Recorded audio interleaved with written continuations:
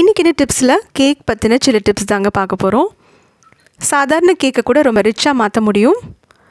Vanilla cake, plain cake செய்யும்போது ஒருவேளை cup cake செய்கிறதா இருந்தாலும் இல்லைன்னா நார்மலாக செய்கிறதா இருந்தாலும் கொஞ்சமாக ஒயிட் சாக்லேட் மெல்ட் பண்ணிவிட்டு மேலே ஊற்றி கொடுத்துட்டு ஃப்ரிட்ஜில் வைக்கலாம். 2 மணி நேரத்துக்கு அழகாக செட் ஆகிடும்.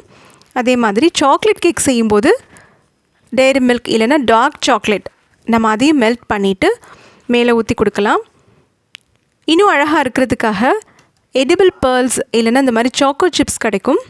அதை மேலே போட்டுட்டோனாலும் அது அழகாகவே செட் ஆகிடுங்க.